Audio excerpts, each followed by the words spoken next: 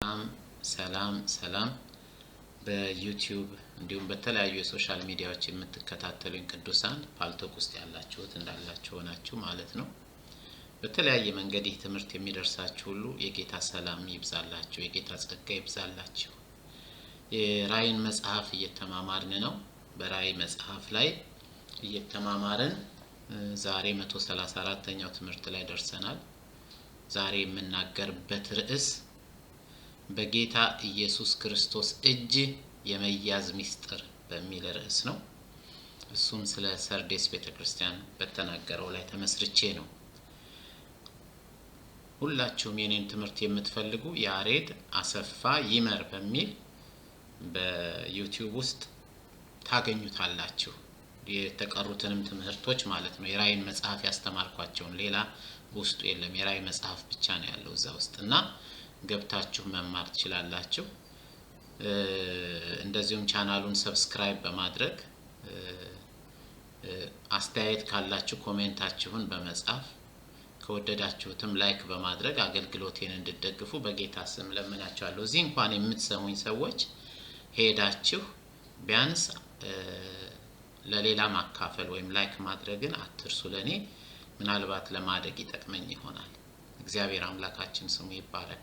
ትምህርት እንደመሆኑ መጠን ብዙ ያደክማል መዘጋጀት። እንዲህ በአንዲት ጥቅስ ላይ የተመሰረተ ስብከት ባለመሆኑ ትምህርት ማዘጋጀት ከስፋቱ አንፃር እንደገና ደግሞ ላለመሳሳት ሁላችሁም አስተማሪ አትሆኑ ከሁሉ የባሰውን ፍርድ እንቀበላለን እንዳለው ከኛ አስተምህሮ ውጭ የሆነ ነገር ላለማምጣት በጣም ጥንቃቄን ይጠይቃልና ብዙ ጊዜ ወስዶ በጸሎትና በማጥናት የሚመጣ ነገር ነው። እግዚአብሔር ይመስገን እየረዳኝ ነው ጌታ።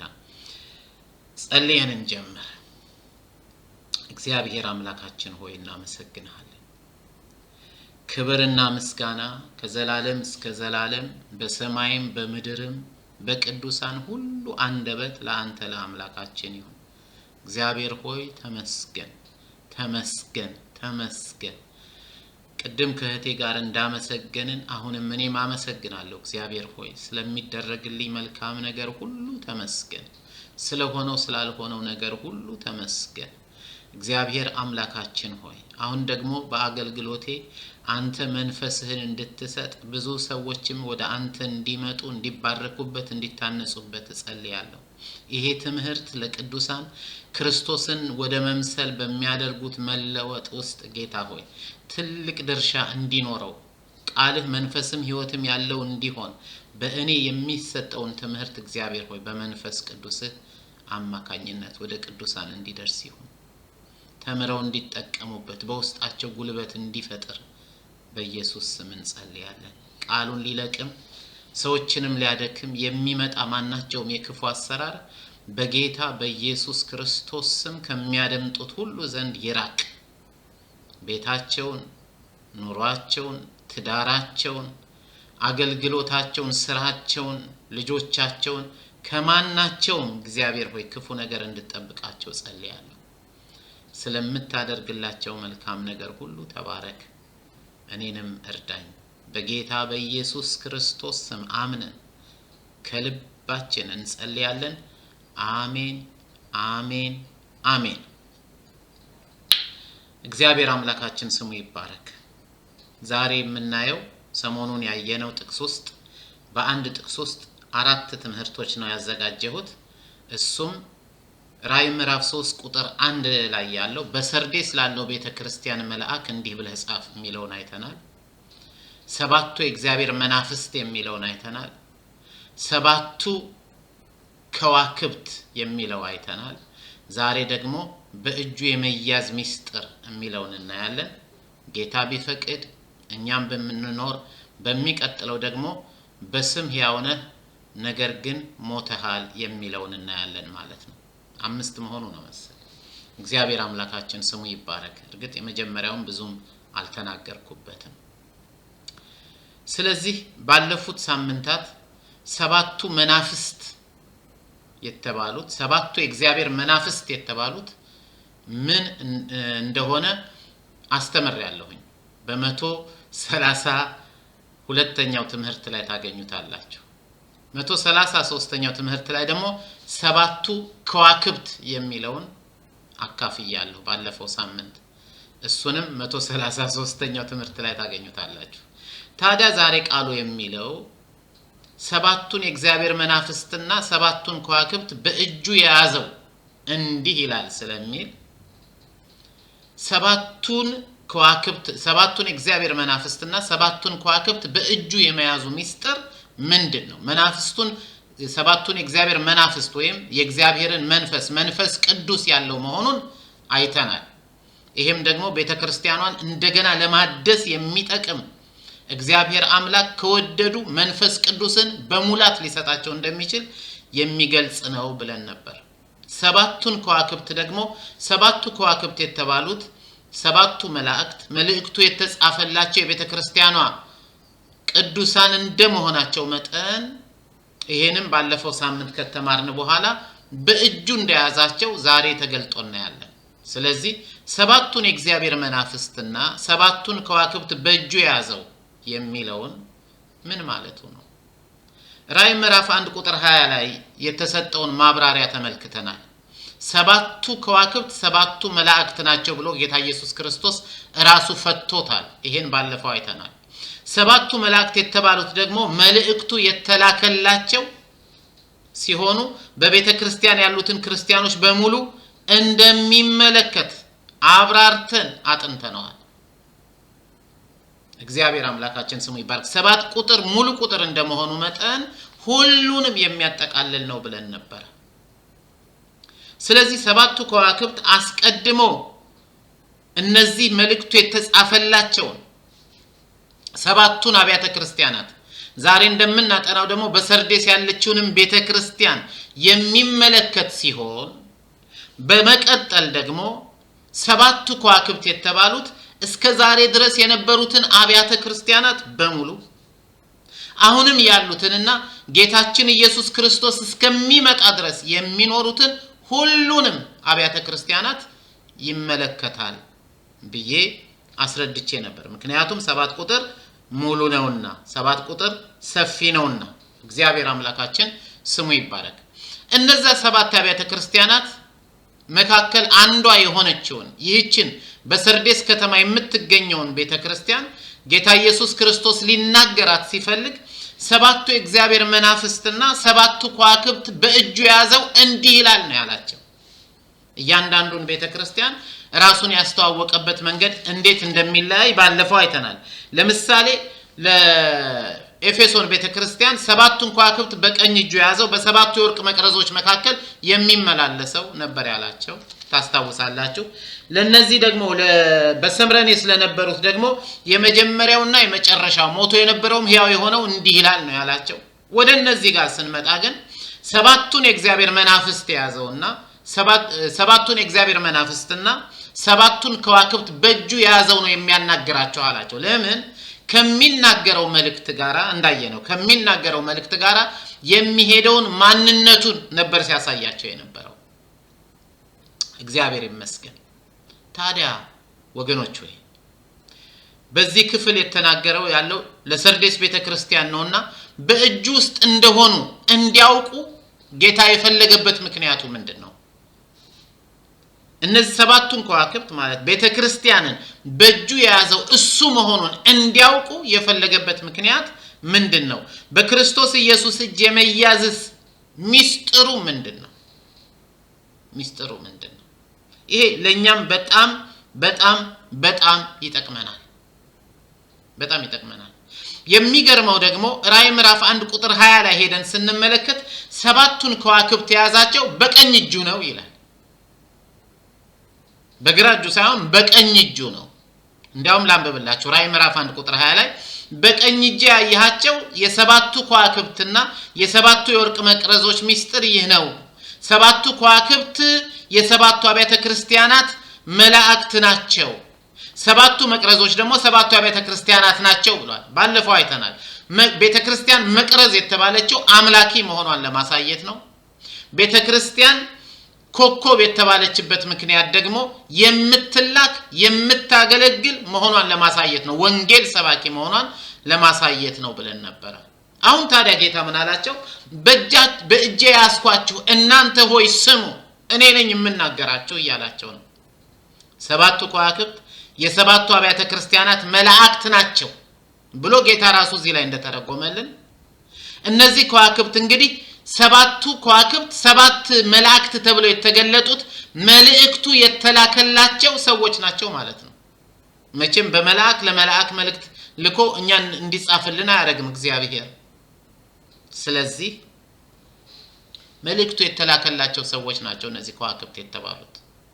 እግዚአብሔር ስሙ ይባረክ። ምክንያቱም ሲጀምር በሰርዴስ ከተማ ላለው ቤተክርስቲያን መልአክ እንዲህ ብለህ ጻፍ፣ በኤፌሶን ከተማ ላለው ቤተክርስቲያን መልአክ እንዲህ ብለህ ጻፍ ነው የሚለው፣ ለመልአክ ጻፍ ነው የሚለው። እዛ ላይ እንግዲህ አሁን ጌታ ኢየሱስ ደግሞ ሰባቱ ከዋክብት ሰባቱ መላእክት ናቸው ካለ የሚጻፍላቸው መልእክቱ ለነዚህ ለከዋክብቱ ነው ማለት ነው። ግን ጌታ ሱፐርስታርስ የሉትም በዚህ ዘመን እንደምናደርገውና እከሌኮ በቃ እሱን ነው እነከሌን ነው ለማለት አይደለም። ደሆል ቸርቹን እንደሚመለከት አሳየቻቸዋለሁ። አሁንም ልብ እንድትሉ የምፈልገው ጌታ በእጁ የያዘው ሰባት የእግዚአብሔር መናፍስትና ሰባት ከዋክብት ነው። ሰባቱም መናፍስት በሚመለከት በሰፊው ተንትነን በ131ኛው ነው በ132ኛው ትምህርት ላይ አይተነዋል። ሄዳችሁ ማየት ትችላላችሁ። ያሬድ አሰፋ ይመር በሚለው የዩቲዩብ ቻናል ላይ ማለት ነው። የያዛቸው ደግሞ በቀኝ እጁ ነው። እሱን አሁን መተንተን እንጀምራለን። ታዲያ እነዚህ ቅዱሳን በጌታ እጅ መያዛቸውን ሲሰሙ በጌታ ቀኝ እጅ መያዛቸውን ሲሰሙ ምን ይሰማቸዋል? ምን አይነት መልእክት ነው የሚሰጣቸው? እንዴት ነው የሚረዱት? እንዴት ነው የሚረዱት? እንዳልኳችሁ ደግሞ ይሄ በመጀመሪያ ደረጃ የሰርዴስን ቤተክርስቲያን ባለፈው እንዳየነው የኤፌሶን ቤተክርስቲያን እንደገና ሰባቱንም አብያተ ክርስቲያናት መልእክቱ የተጻፈላቸው ቢመለከትም መንፈስ ቅዱስ እንደሚተረጉምልን ደግሞ ከዛ በኋላ የነበሩትንም አብያተ ክርስቲያናት አሁን ያለነውንም አብያተ ክርስቲያናት ለወደፊትም ጌታ እስኪመጣ ድረስ በመድር የሚኖሩትን አብያተ ክርስቲያናት ሁሉ በመንፈስ ቅዱስ አስተማሪነት የሚጠቅም ትምህርት ነውና በቀኝ እጅ የመያዛቸው ሲሰሙ ምን የሚሰማቸው ይመስላችኋል? አንተ ወይም አንቺ ወይም እኔ ወይም እኛ በጌታ ቀኝ እጅ መያዛችንን ስናውቅ ምን ይሰማችኋል? እሱን ነው ዛሬ ለመተንተን መሞከረው። ምንድነው በቀኝ እጅ የመያዝ ትርጉሙ ምንድነው? ጌታ ከዋክብቱን የያዛቸው በቀኝ እጁ መሆኑን አስመልክቶ የራእይ መጽሐፍን በጥልቀት ከታሪክ ጋር በማዛመድ የተረጎሙ በጣም የምወዳቸው አስተማሪ አሉ። የመጽሐፍ ቅዱስ አስተማሪ ዶክተር ጌርሃርድ ማየር ይባላሉ። እሳቸው ይህን በቀኝ እጁ የመያዙን ትርጉም ሲተነትኑ እንዲህ ይላሉ። እጅ የሚለው ቃል በዕብራይስጥ ጃድ ተብሎ ነው የተጻፈው። ይህም ይላሉ የሚያመለክተው ማለት በቀኝ እጁ መያዛቸው የሚያመለክተው ጌታ በከዋክብቱ ማለትም በቤተ ክርስቲያን ያለውን የበላይነት በከዋክብቱ ላይ ያለውን ስልጣንና ኃይል የሚያሳይ ሲሆን በአጠቃላይ በመፍጠርና ማናቸውንም ነገር በማድረግ በታወቀው የእግዚአብሔር እጅ መያዛቸውን የሚያሳይ ነው ብለው ጽፈዋል። እዚያ ላይ መጽሐፋቸው ላይ ነው ይሄን ያሉት።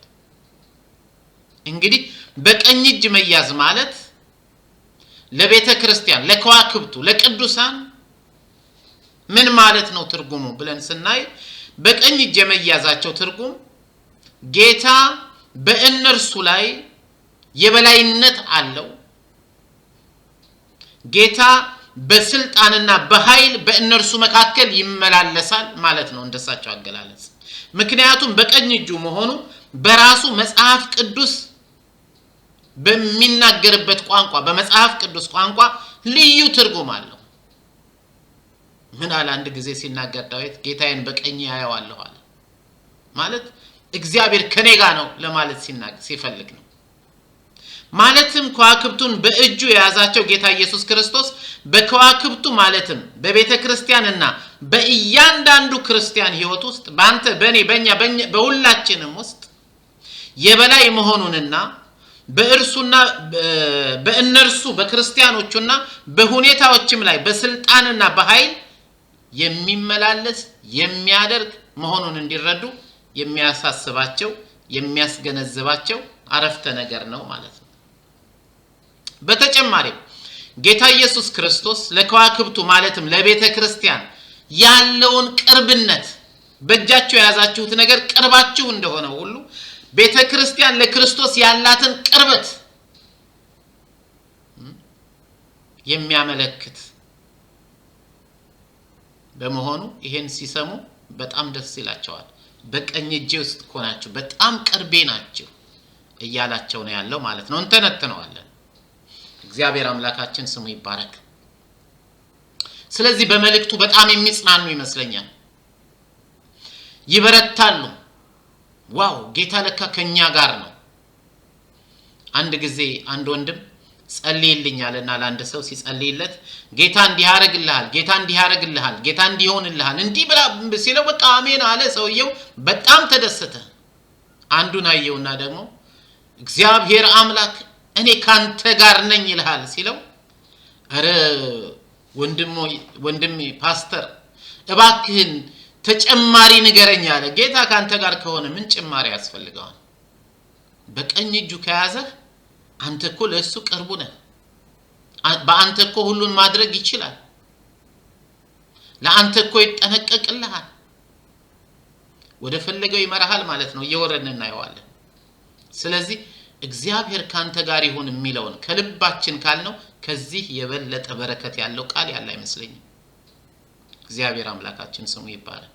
በእጁ ውስጥ ያለው አንድ ኮከብ ብቻ አይደለም፣ ሰባቱም ከዋክብት ነው ያሉት። ስለዚህ በዚያን ጊዜ የነበሩት ሰባቱም አብያተ ክርስቲያናት ከዚያም በኋላ ያሉት አሁን ያለነው የሚመጡት ሁሉ በጌታ በኢየሱስ ክርስቶስ እጅ መሆናቸውን የሚያስገነዝብ ነው። ታዲያ የሰርዴስ ቤተክርስቲያንን ጨምሮ ሰባቱ ከዋክብት በጌታ እጅ ውስጥ የመሆናቸው ሚስጥር ምንድነው? አሁን በደንብ ስሙኝ። አንድ ሁለት እያልኩ አንድ አራት ነገር ልንገራችሁ። በአንደኛ ደረጃ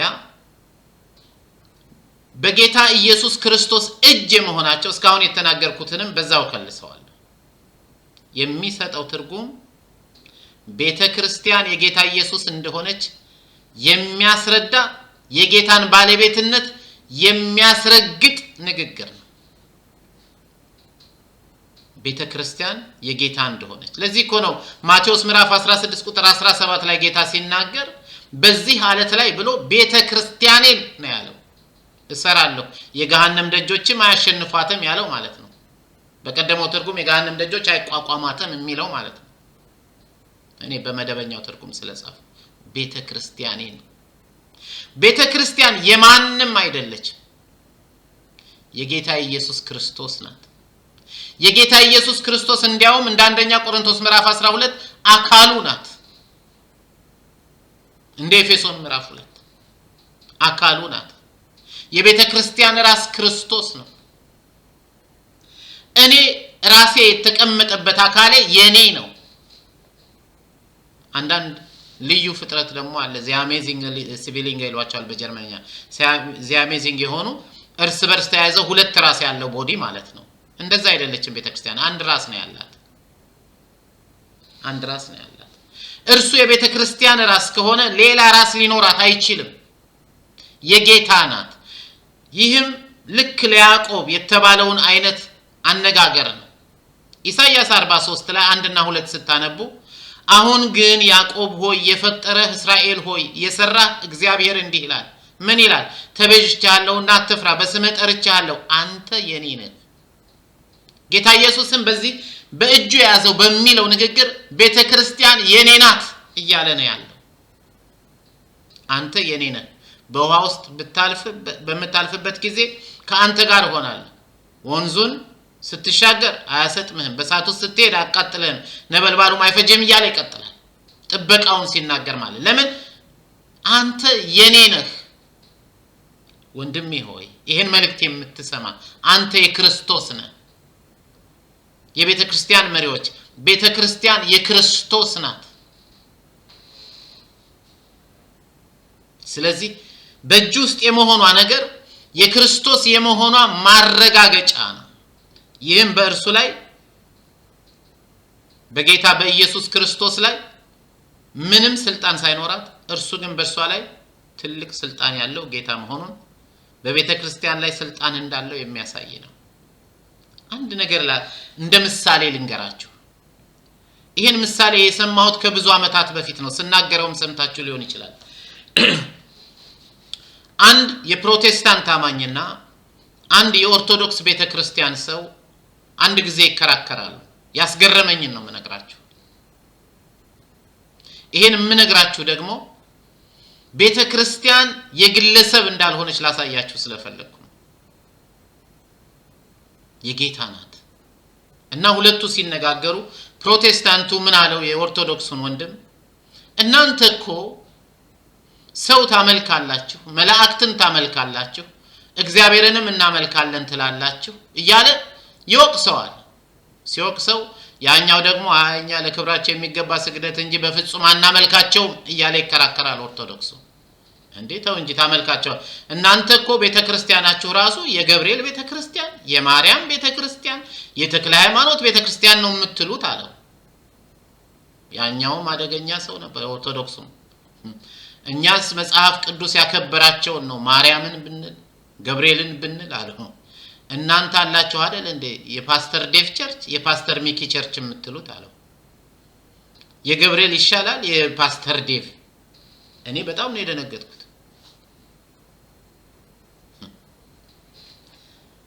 እናንተ የፕሮቴስታንት አማኝ ወንድሞቼና እህቶቼ ክርስቶስ ቤተክርስቲያን የክርስቶስ ናት። ሌሎቹ የገብርኤል የማርያም ሲሉ ከደነገጣችሁ ታዲያ የፓስተር ከሌ የፓስተር ከሊት ሲባል እንዴት ተስማማችሁ? ቅድም እንዳልኳችሁ ቤተክርስቲያን ሁለት ራስ የላትም፣ አንድ ራስ ነው። እሱም ክርስቶስ ነው። ለምን ሌላ ራስ እንደዚህ አሜዚንግ ምንትያዎች ሌላ ራስ ላይ እንቀጥልባታለን? መሪዎች እግዚአብሔር ማስተዋልን ይስጣችሁ። እናንተ የእርሱ መገልገያ መሳሪያዎች አገልጋዮች፣ በቀደመው ትርጉም ባሪያዎች ናቸው እንጂ የቤተክርስቲያን ራሶች አይደላችሁም። እግዚአብሔር ማስተዋልን በዚህ ውስጥ ይስጣችሁ። ስለዚህ በቀኝ እጁ የያዘ የሚለውን ስታደምጡ ስታነቡ እነሱም የተረዱት እኔም የምረዳው እናንተም እንድትረዱ የምፈልገው ቤተክርስቲያን የኔ ናት እያለ ነው ጌታ ኢየሱስ። ሰባቱን ከዋክብት በእጁ ያዘው እንዲህ ይላል። ማንም ሌላ በእጁ ያዘን ሰው በእጁ ቤተክርስቲያንን የያዘ ሰው የለም። ሁለተኛ የሚሰጠው ትርጉም ጌታ ኢየሱስ ክርስቶስ ቤተክርስቲያንን እንደሚጠብቃት የሚያስረዳ ቃል ነው። እንደሚጠብቃት በእጁ ውስጥ የመሆናችን ሚስጥሩ የጌታ ጥበቃ አይለየንም ማለት ነው።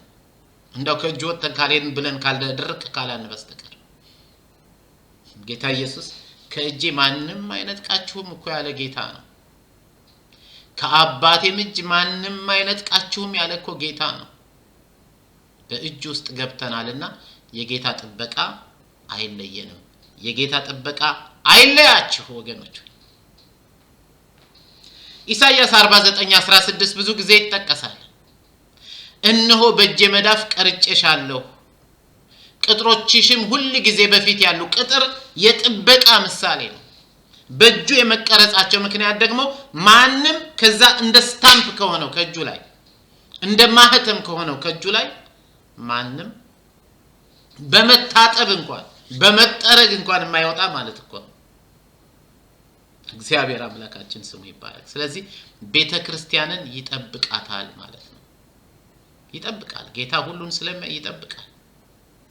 ቀንና ሌሊት አይደል? መዝሙር 91ን አንብቡ። በቀን ከሚበር ፍላጻ በሌሊት ከሚሄድ ግርማ የሚጠብቅ ጌታ ነው ያለን። አንዳንድ ጊዜ ጠፋን ሲመስለን እንኳን ከጌታ እይታ አልጠፋንም። ያየናል። ለምን? እጁ ውስጥ ነና። ጌታ ይጠብቀናል።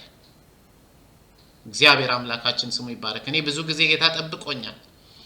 ፈቃዱ ሆኖ ላልፍበትና ለወንጌል ለማስተማር የሚጠቅም ሆኖ ከተገኘ ብቻ ነው ኢቭን አንዳንዴ ጉዳት በሚመስል ነገር ውስጥ የማልፈው። ለካሪያ ጳውሎስን ጸጋዬ በቃል ኃይሌ በድካም ይገለጣል እንዳለው አንዳንዴ በኔ ድካም እግዚአብሔር ራሱ ሊገልጥ ፈልጎ ካልሆነ በስተቀር የጌታ ጥበቃ አይለየንም። ለምን? 7ቱን ከዋክብት በእጁ የያዘው ጌታ በእጁ ይዞሃል፣ በእጁ ይዞሻል፣ በእጁ ይዞኛል፣ በእጁ ይዞናል።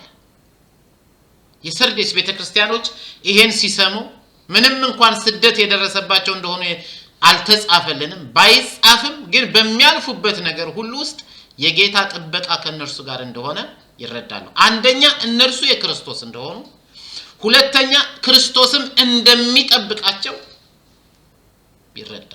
በሶስተኛ ደረጃ በጌታ ቀኝ እጅ ውስጥ መሆን ጌታ ይጠቀምብናል ማለት ነው። አንደኛ የሱን መሆናችን ማረጋገጫ ነው።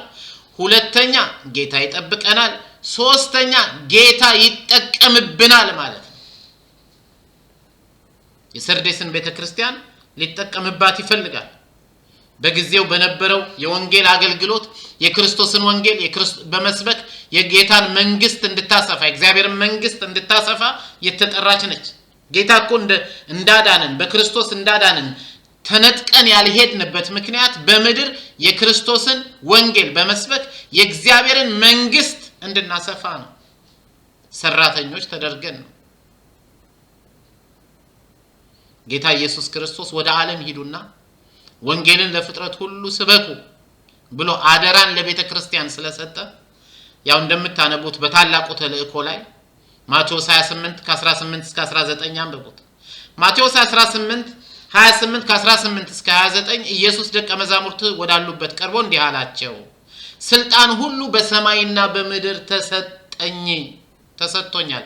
ስለዚህ ሂዱና ህዝቦችን ሁሉ በአብ በወልድ በመንፈስ ቅዱስ ስም እያጠመቃችኋቸው ደቀ መዛሙርት አድርጓቸው፣ ያዘዝኋችሁንም ሁሉ እንዲፈጽሙ እንዲጠብቁ ነው የሚለው በእኛው ትርጉም የሚለው እያስተማራችኋቸው ደቀ መዛሙርት አድርጓቸው ካለ በኋላስ እኔ እስከ ዓለም ፍጻሜ ድረስ ከእናንተ ጋር ነኝ።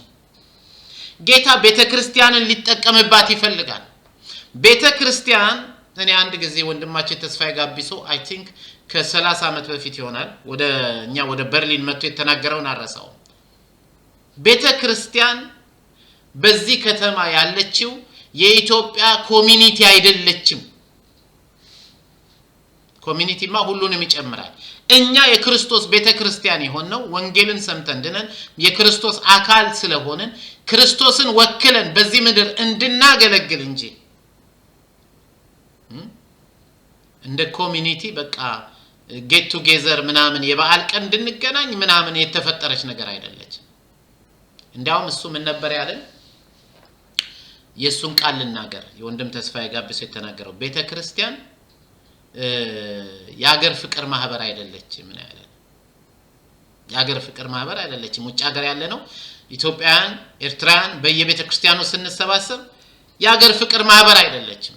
የክርስቶስ ኢየሱስ አካል ናት። አካሉ ናት ማለት ሊጠቀምባት ይፈልጋል ማለት ነው። ቤተክርስቲያን ተልእኮ አላት። እንዲያውም አሁን ቀደም ያነበብኩላችሁ ታላቁ ተልእኮ ነው የሚባለው።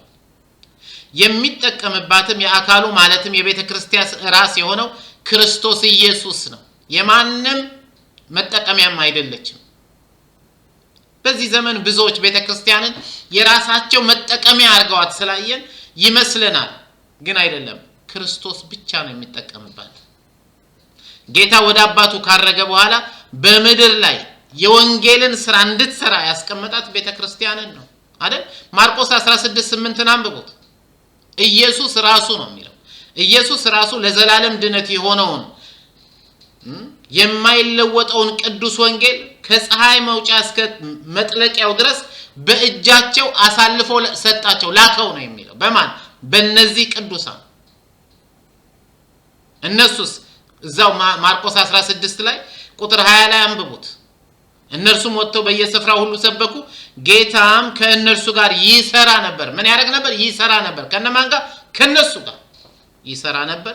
በሚከተሉት ምልክቶች ነው የሚለው ቃሉን ያጸና ነበር፣ አብራቸው ያገለግል ነበር። ለምን? በእጁ ውስጥ ናቸው፣ ይጠቀምባቸዋል። ቤተክርስቲያን የማንም መጠቀሚያ አይደለችም፣ የክርስቶስ መጠቀሚያ ነች። በቀኝ እጁ የያዛት ሊጠቀምባት ነው። አንደኛ ብያለሁ ባለቤትነቱ የሱ መሆኑን፣ የቤተክርስቲያን ባለቤት እሱ መሆኑን። ሁለተኛ ቤተክርስቲያንን እንደሚጠብቅ፣ ሶስተኛ ቤተክርስቲያንን እንደሚጠቀምባት የሚያሳይ ቃል። ስለዚህ በጌታ ኢየሱስ ክርስቶስ እጅ የመያዝ ሚስጥሩ ወገኖች ወይ የመያዝ ሚስጥሩ እነዚህ ናቸው። አራተኛ ልጨምራቸው። በጌታ እጅ መሆናቸው ጌታ እንደሚቆጣጣራቸው አሁን እዚህ ላይ እንደምናየው ለሰርዴስን ቤተክርስቲያን የሰርዴስን ቤተክርስቲያን እንደሚቆጣጣራቸው እንደሚገስጻቸው እንቢ ካሉ ደግሞ ከፍርድ ማምለጥ እንደማይችሉ እንደሚያሳስባቸው የሚያሳይ ነው። አሁንም ራሱ በሰርዴስ ቤተክርስቲያን መልእክት ውስጥ የምንመለከተው ይህንኑ ነው አይደል? ራዕይ ምዕራፍ 3:4-5 አንብቡ። ነገር ግን ልብሳቸውን ያላሳደፉ ጥቂት ሰዎች በሰርዴስ ካንተ ጋር አሉ። ምን ማለት ነው? እየተቆጣጠረ ነው ማለት ነው። ለሰርዴሶች በቀኝ እጄ ይዣቸዋለሁ ካላቸው በኋላ አያለው ሰዎች በእጁ ላይ አያለው ጥቂት ሰዎች አሉ ልብሳቸውን ያላሳደፉ። እነርሱም ነጭ ልብስ ለብሰው ከኔ ጋር ይሄዳሉ፣ ይሄ የሚገባቸው ነውና እያለ ይናገራል። ሌሎቹንም እንደዚሁ የራሳቸውን ነገር ይናገራል። ሲናገራቸው ንቃ ያበረታታቸው እኮ ነው። ሊሞት የተቃረበውና የቀረውን ነገር አጽና፣ ስራህን በአምላኬ በፊት ፍጹም ሆኖ አላገኘሁት። ምን እያደረገ ነው? እየተቆጣጠራቸው ነው ማለት ነው። ጌታ ቤተክርስቲያንን ይቆጣጠራል። ድካማችንን የሚናገር ጌታ ነው። ደስታን ብቻ መልካሙን ብቻ መስማት የለመዳችሁ ቅዱሳን እርማችሁን አውጡ። ጌታ እንደ ፊላዴልፊያ እንደ ሰምረኔስ ቤተክርስቲያን መልካሙን ይናገራችሁ። መልካም ከሌለን ደግሞ እንደ ሰርዴስ እንደ ለዶቅያ እንደ ሌሎችም መልካም ያልሆነውን ነገራችንን ይናገረን። ዛሬ እንደዛ የሚናገረን አገልጋይ ቢመጣ አስወጥተን ሁለተኛ አትጥሩብን ነው የምንለው። ለምን? ቃሉ ላይ እንደተጻፈው ጆሮአችንን የሚያሳክክ መስማት የምንወድ አስተማሪ የምንመርጥ ወንጌልን መስማት ሳይሆን ራሳችን የመረጥነውን ስብከት መስማት የምንፈልግ ሰዎች ነን። እውነትን መስማት ሳይሆን የሚያስደስተንን መስማት የምንፈልግ ሰዎች ሆነናል። ስለዚህ ቤተክርስቲያንን እንደሚቆጣጠር እንደሚገስጽ እንደዚሁም አልመለስም ካሉ ደግሞ ወደ ፍርድ እንደሚያመጣ የሚናገር ነው። ምክንያቱም ቀጥሎ የሚናገረው ስለ ፍርድ ጭምር ነው። ካልሆነ ከሕይወት መጽሐፍ አልደመስስም ምናምን እያለ ይቀጥላል። ጌታ ኢየሱስ ንስሐ እንዲገቡ ከጠየቃቸው በኋላ ማለት ነው።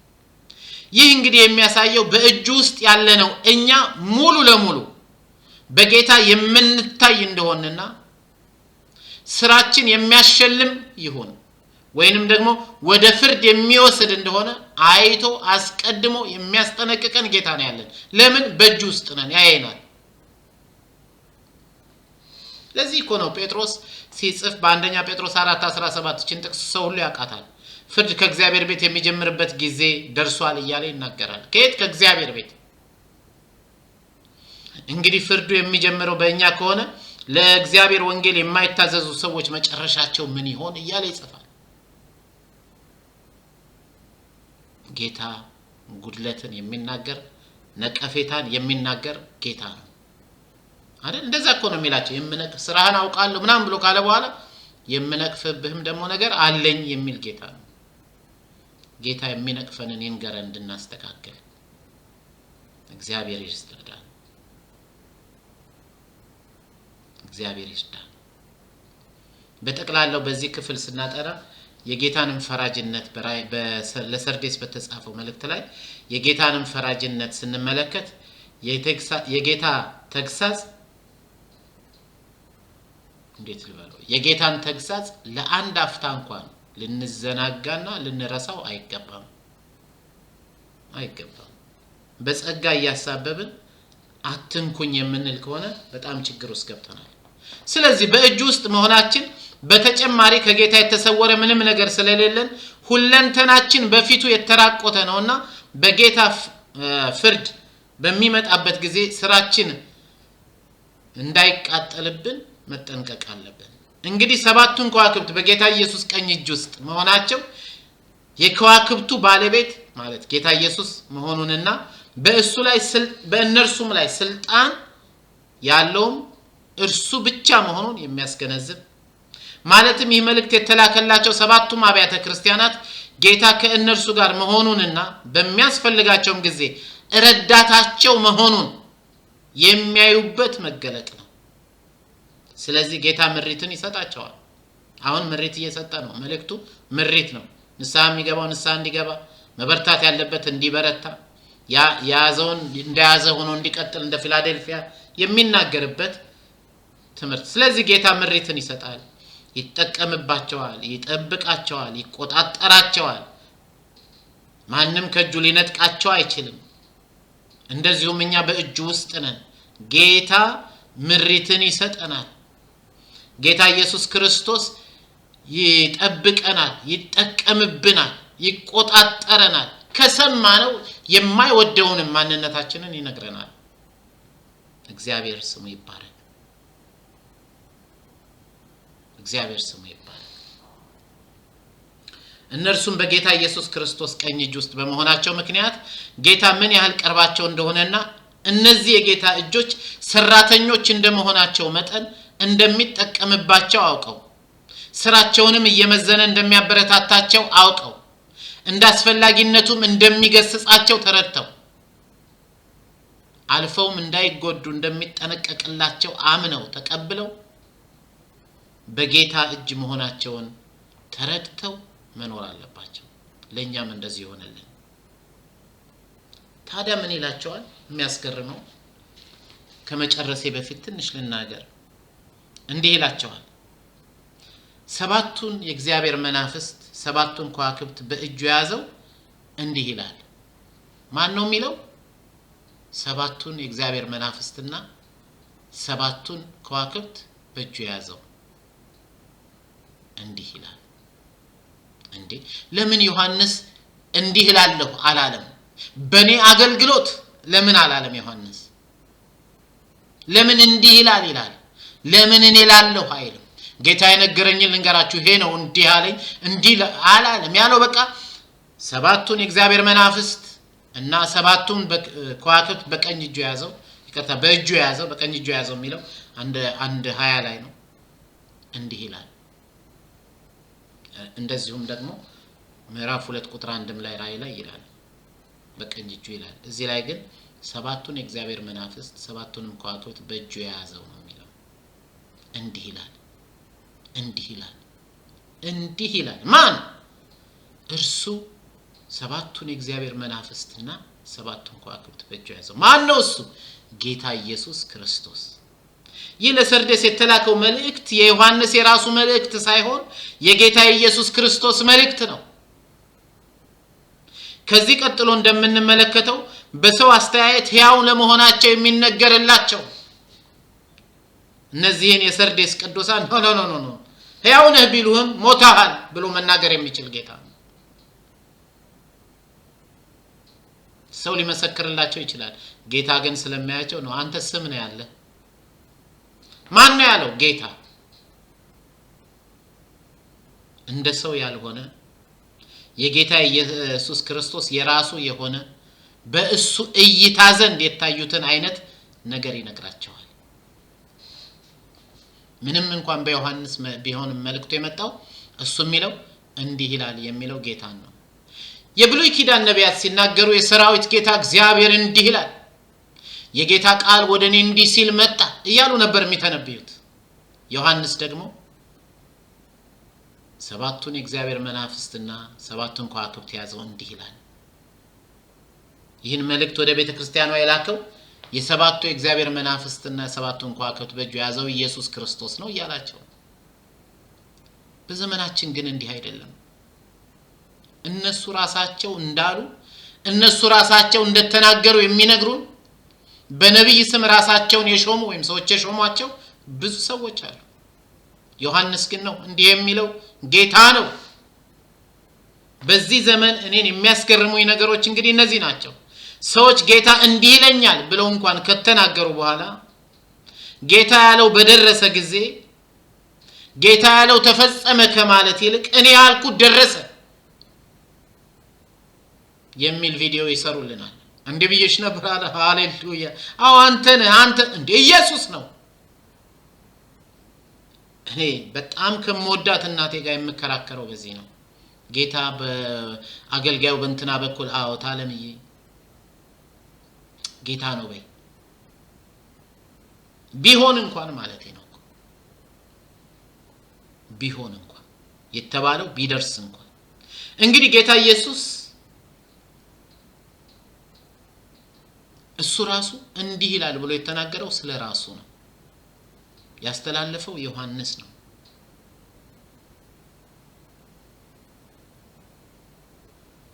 ጌታ ኢየሱስ እንደ ዮሐንስ ተጠቅሞበት የተናገረበት አገልጋይ ክብሩን ለራሱ መውሰድ አይገባውም።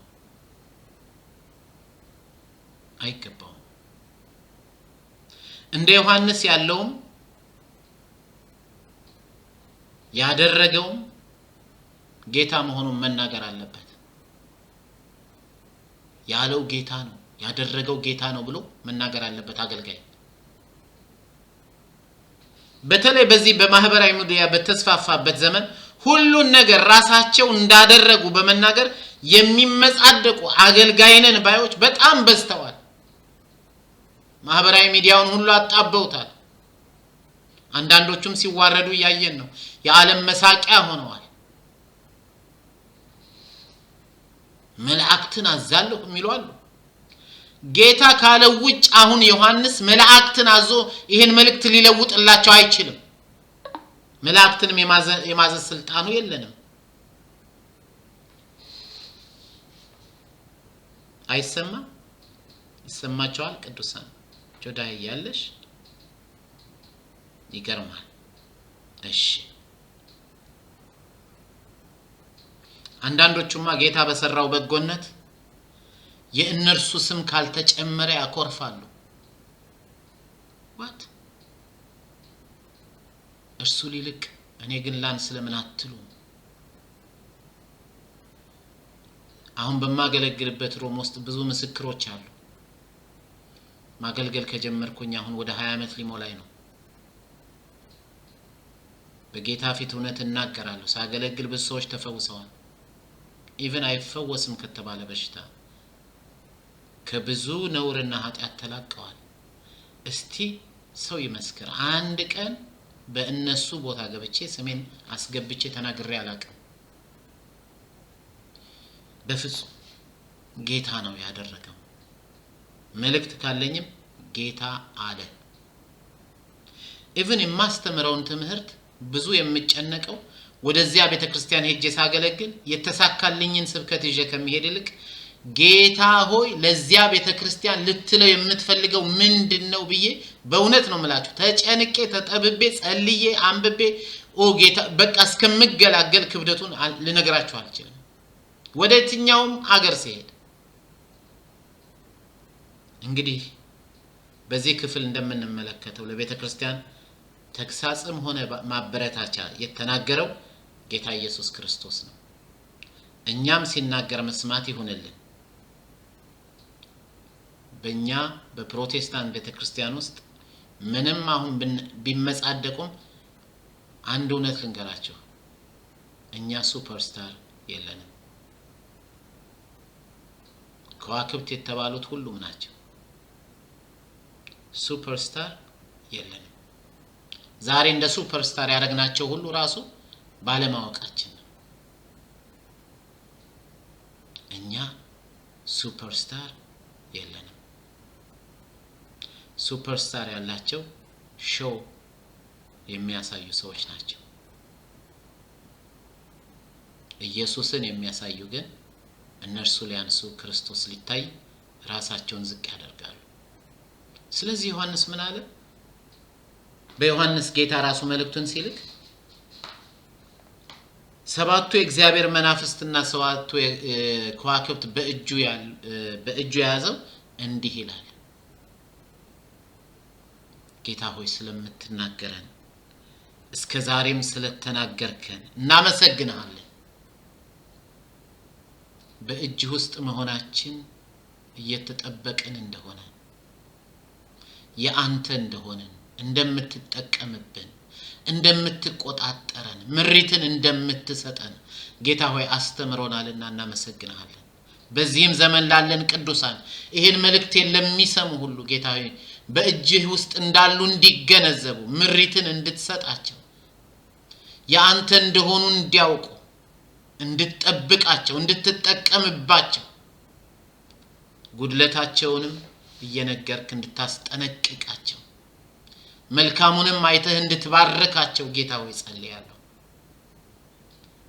ስምህ ይባረክ፣ ስምህ ይባረክ። ሰባቱን የእግዚአብሔር መናፍስትና ሰባቱን ከዋክብት በእጅህ ያዝክ ናዝሬቱ ኢየሱስ ጥበቃ አይለየን፣ ተናገረን። በእጅህ ውስጥ ነንና ጌታ ሆይ ጠብቀን። ስለ ሁሉም ነገር እናመሰግናለን፣ እናመሰግናለን፣ እናመሰግናለን። ይህን ትምህርት ከሰው ልብ ሊወስድ ክርክርን ፈጥሮ ደግሞ ሰዎችን ሊያሳዝን ሊጎዳ በአማኞች መካከል ልዩነትን ሊፈጥር የሚመጣ በጌታ በኢየሱስ ክርስቶስ ስም የተረገመ ይሁን። እግዚአብሔር አምላካችን ሆይ ክፉን ከመካከላችን አውጣው፣ አስወግደው። ተናገረን ለልባችን፣ በፊትህ የምንደነግጥ እንድንሆን ጸጋ ይብዛልን። ክብር ሁሉ ላንተ ይሁን በጌታ በኢየሱስ ክርስቶስ ስም አምነን እንጸልያለን። አሜን፣ አሜን፣ አሜን። ጌታ ይባርካችሁ። ያሬድ አሰፋ ይመር በሚለው የዩቲዩብ ቻናሌ ውስጥ ገብታችሁ ትምህርቶቼን እንድትሰሙ ለሌሎችም እንድታካፍሉ ከወደዳችሁት ላይክ እንድታደርጉ አስተያየት ካላችሁ ኮሜንት እንድትጽፉ እየጋበዝኩኝ በዚሁ ለያችኋለሁ። መልካም ጊዜ ይሁንላችሁ። ተባረኩ። ቻው።